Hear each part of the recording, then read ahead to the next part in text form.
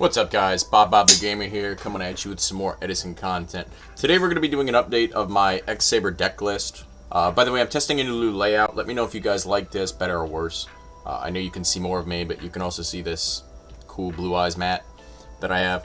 It's like a Yugi Kaiba type of thing. It's kind of cool. I ended up ordering it offline, but I think it's sick.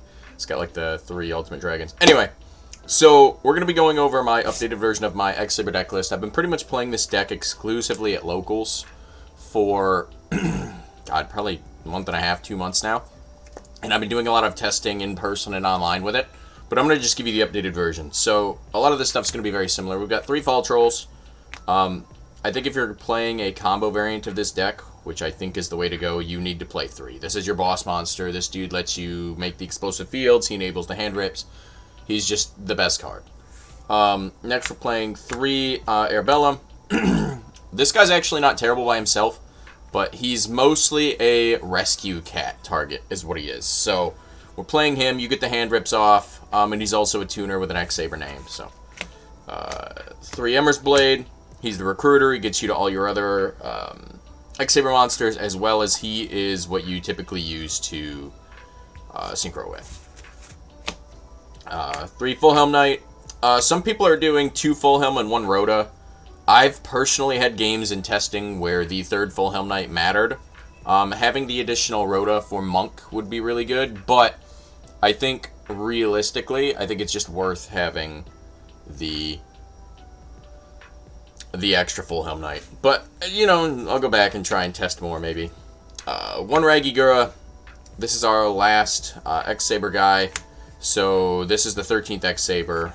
He's good with 1-for-1, and you can use him for, like, hand rip stuff. And then my last X-saber that I'm playing is Garsom. He's not amazing. He gains 200 for every X-saber name on field.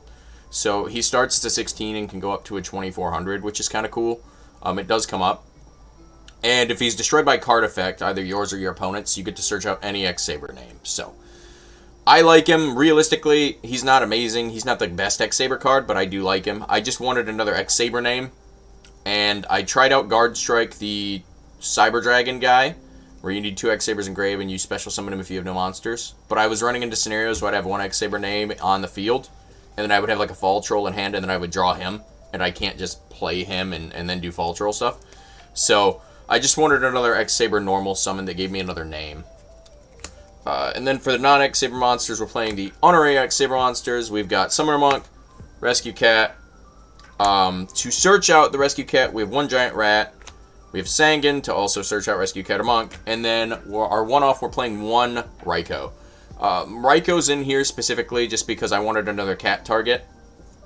And sometimes you draw double Airbellum. So that's why Raikou's in the deck. And other times people are like, oh, well, he's going to set. It's obviously a recruiter. And sometimes you can catch them off guard with Raikou. Or you just draw it and you can hit Oppression or other troublesome cards like that. So moving on to the magic cards that some people call spells. To the effect of this magic card. So we have double Gold Sark. Gold Sark's quite good. It searches out whatever combo piece that you need or you're missing.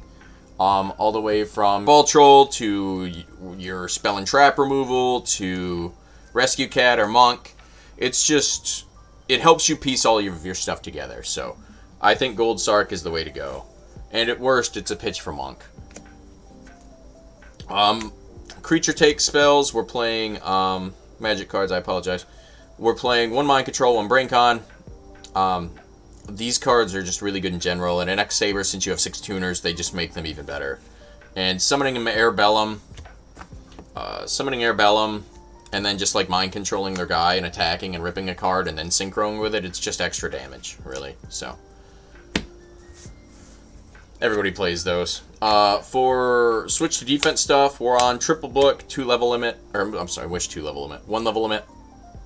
These are just to switch things to defense mode. That way you can combo off with Full Helm Knight. You get Full Helm Knight back, and then you're able to attack, get a plus, and then from there you'll be able to go into your Fall Troll play. So we're on those. I don't think any of those are worth cutting. Book of Moon's been really good for me lately. And Level Limit Area B wins some games on itself. For spell trap removal, we're playing 3 in the main. We're doing Cold Wave, Giant Trunade, and Heavy Storm. Cold Wave can conflict if you've got like Gotham's Emergency Call set or something like that. because sometimes you need to normal summon an X-saber monster and then chain to Gotham's Emergency Call. But the times where you're running into back row, at my last local, I think I used Cold Wave twice, and I hit 3 back row, one of which was a Starlight Road, one of which was a Solemn. So they didn't want to Solemn the Cold Wave, so they ended up just losing all 3 to High Unlay. So I like those. I do side the MST because it's MST, but a lot of my locals are running Frogs, and so I don't want to have too many back row removal options, and then them just be dead against Frogs. For the 1-ofs, we're playing 1 for 1. This combos with Ragigura. You activate 1 for 1. You discard Fall Troll. You special Ragigura.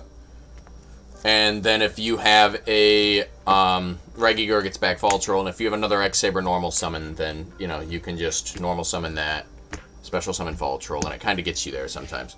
Pot of Avarice we're playing because it lets you redo your Monk and your Cat plays, as well as it puts back some of the synchros. I've kind of worked the extra deck a little bit around this card, but I'm liking it at 1.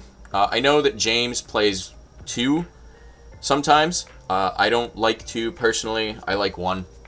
But okay, so that's it for the monsters and the magic cards. For traps, we're playing Call the Haunted and 2 Gotham's Emergency Call.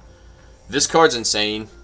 I'm really tempted to play 3, but in 3, you draw it, and you'll have like 1 X-saber monster, and you'll have 2 of these in your hand, and it's just really bricky. So I'm testing 2 right now. I might go back to 3, but we'll go from there. Next up, we're playing Torrential and Mirror Force. Sometimes you need this just to clear boards, and against things like Christia or Vanity's Fiend or something like that, sometimes you have to use this card. It also sort of combos a little well with the 1 copy of Garsom that we're playing, because if he's destroyed by card effect. So if you summon Fall Troll and they go, would you like priority, you could say yes, get Garsom, and if they torrential you, then you at least stay in the game. It's also kind of nice to try and run into Raikos, or you don't care about running him into Mirror Force, so that's kind of nice. And then we're playing Starlight Road and Solemn Judgment. I wasn't on Solemn before, and I still have mixed feelings on it. I might replace it with MST, but doing the hand rip and then having like Gotham's and then like a Solemn set when they're top decking, you basically just win the game. Starlight Road has been actually incredible. I'm not the biggest fan of this card. My buddy Brendan, shout out Brendan, he loves Starlight Road, and so he's kind of like doing a whole I told you so with it, but I like Starlight Road quite a bit in Sabers because it just lets you play into Mirror Force. It lets you play into Bottomless when you're going like Cat plays, and it lets you play into Mirror Force. So pretty much everything else you're pretty much able to high unlay around, like Deep Prisons and things like that. But yeah. And then we're playing one other card for the main deck. James is going to give me shit about this, but we're playing 1 Saber Hole. So everybody is telling me this card is trash. In my testing, it's done very, very well. I'm very happy with this card, and I'm testing it out in the main. The inspiration for it was I was watching Totagon play his matches, and he was on 3 Fiendish Chains. Well, a lot of the times with the Fiendish Chains, he had a Saber face up, and I was like, well, Saber Hole literally gets rid of the issue, right? If I can just have a Saber out there, and then they summon Caius, this is just like a plus all day. Instead of having to Fiendish Chain the Caius and it's still in the field and I still have to beat over it, this just kind of removes it. It's mostly in there because my locals was pretty heavy into Frogs, and it's also pretty good against Blackwing. So you don't have to play it. It's kind of a flex spot. If you wanted to play the 3rd Gotham's Emergency Call, or you wanted to play, if you want to, 2nd Avarice, or you could play, Mystical Space Typhoon over this. It's kind of a flex spot, but I'm actually kind of liking it. So that's it for the main deck. We're on 40 cards. Extra deck, we have Umbreon Token.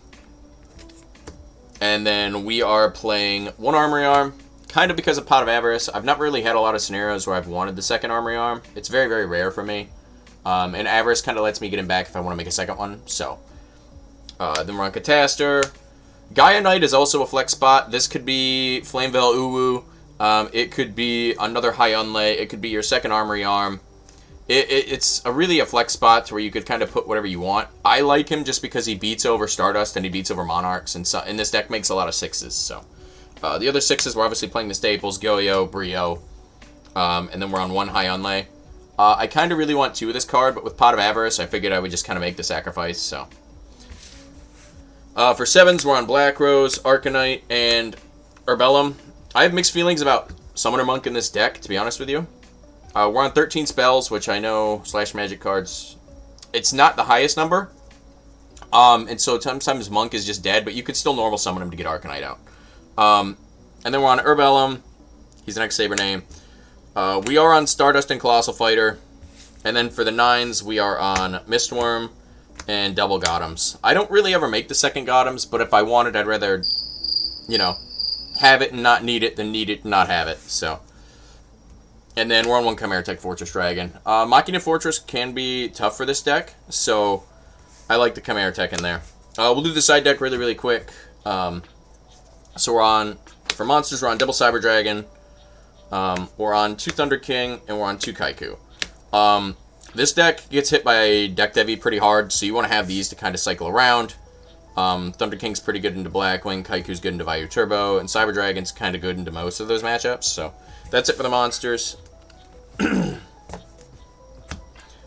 on 2 magic cards. We're on Saber Hole, and then here's the MST for back row heavy matchups, or things that run oppression. Saber Hole, or I'm not sorry, Saber Hole. Saber Slash has been really good into things like plants or Machina because it doesn't target and it's just destruction. And I like playing it over Lightning Vortex because it can kind of be free, and you're able to kind of manipulate and hit as many cards as you want to. It's not the best card, but it's decent enough to play. And then for traps, we're on quite a few. We're on Double Decree. Shout out to James for recommending Decree. I had 1 Trapstone, 1 Dust Tornado, and then I swapped to this, and it's been really, really well. It let me win against a guy at my locals with Hero Beat, so Decree's been pretty good. Here's the second Saber Slash, or Saber Hole. God, I keep mixing those up. Here's 1 Fiendish Chain. These are interchangeable, I kind of feel like. You could do, like, 3 Fiendish Chains if you wanted to. You could adjust around that. But I think both those cards are good. It helps against, like, Caius and things like that. Or if they go to, like, a Brionic play or something. And then we're on 3 Iron Wall for things that banish, like Diva Hero or Hero Frog or any kind of Monarch deck. So yeah, that's where we're at right now, guys. That's the update. I hope you guys enjoyed this video, and I'll catch you next time. Peace.